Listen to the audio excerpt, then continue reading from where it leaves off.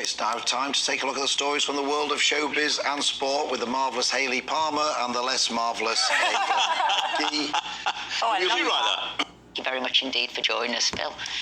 It's now time to take a look at the stories from the world of showbiz and sport with the marvellous Hayley Palmer and the less marvellous Hayley. You write that? Will you be watching the Super Bowl? Yeah, I will actually. I'll be staying Will you be watching the Super Bowl or the adverts or the singers in between? Well, probably a bit of both, actually. Well, all of it. I went to the NBA playoff in 2008. Harry Connick Jr. was on during the intervals. So that was worth seeing. But how many avocados are going to be consumed in the States tomorrow night, do you think? Can we have a guess? Avocados? Yeah, how many? Are you going to say something like 300 million? No, not that many. 50 million. That's how many. I was giving him one a person. That's twice your daily allowance. But, yeah, but go on, 50 million. 4,000 tonnes of avocado. So I don't know how many avocados that is. That was a cheat of equation. Well, I don't know. I mean, yeah. listen, a lot, and that's all with the corn chips and the avocado. 1 in 7 households order takeaway.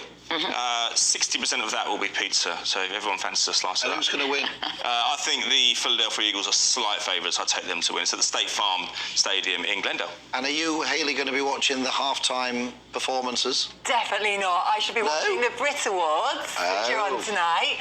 And if you want some Hayley predictions, I know I'm not good at sport predictions. To everyone on Twitter, I got it badly wrong in the summer, but I am good at showbiz predictions. And I'm going to say tonight that Harry Styles is going to run away with it. I think he's going to win Best Album of the Year and British Artist of the Year. And I really hope Sam Ryder gets the Newcomer Award because he deserves that, definitely. And also Lizzo, About Damn Time. I think she should win the Song of the Year. So there are my predictions. You heard it here first. Now, I was interested in what Olivia Attwood had to say. Yes. Go on. She said on a podcast that she doesn't think children should be allowed at weddings. Now, I love children. I used to be a dance teacher. I used to teach children, and I like organised fun. So I'm like, we're going to do this, and you're going to do what I say, and then I'm going to hand you back to your parents. So I'm very much like that. So I kind of get where she is coming from, that sometimes, you know, it can be a little bit distracting, off-putting. Everyone's got their own rules. My mum said at her wedding she didn't have any children. You agree with her, don't you? Yeah. Do you agree with her? I agree.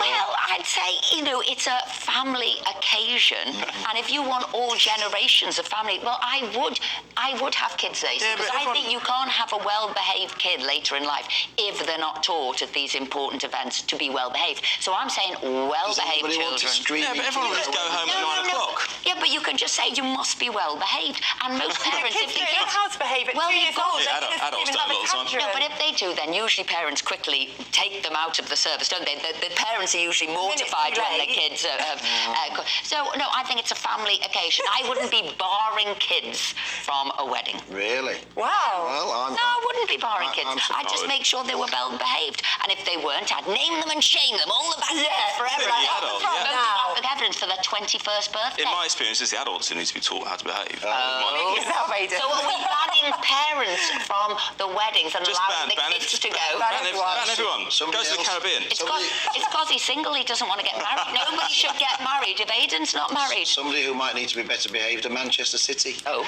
Yes, I know. Over 100 charges this week, which to Esther's delight might actually see them be relegated. And now it's about profit and loss. It's about sustainability, incomings, outgoings. The upshot of it, though, to keep it brief, is that I think they're going to have to if they're found guilty, and they're going to fight this. They've got Boris Johnson's KC working on the case, Mr. Rosen.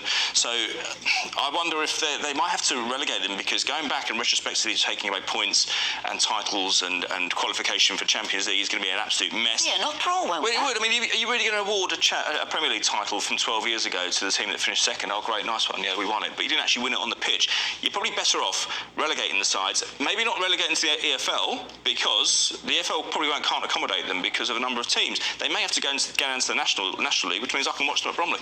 No, they're not going to relegate them out. It's possible. Altogether. Possible. Look at Rangers. Rangers had to go all the way to the bottom, and it took 5 years to get back. Won't they just relegate them to the Championship with one team fewer being relegated? Well, how's that fair on the teams in the Premier League and the Championship who are fighting for promotion and spending money chasing Probably the dream? someone to fake them, because it would just they'd just relegate one fewer team from the Premier League that season. It's not going to get Bradford into the Premier League. That's what we hope. Nothing's going to do that. Six Nations, yeah, big game this afternoon.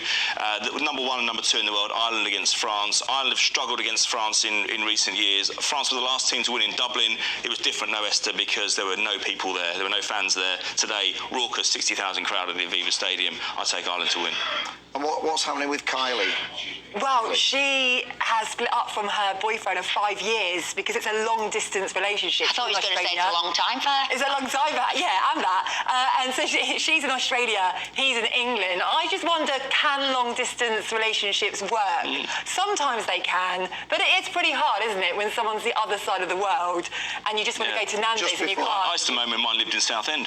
She split up just before Valentine's Day. That's not a good move. I would have waited till afterwards. Yeah, exactly. Well, I would have wanted the flowers. Oh, I see. Yeah, so I would have waited till the 15th of February. You're not getting it. Mercenary. We're seeing another side now, aren't we? No. Going to have children at weddings, going to stay, whether it's after Christmas, after Valentine's Day, to get all of her presents. Just very quickly, keep Esther happy. Are Liverpool going to beat Everton in the Merseyside derby? I think it'll be a draw. I don't want to sit on the fence. And I'm going to keep your eye on Valentine's night, my one true love. Well, Aidan, thank you very much indeed. A win would have been better.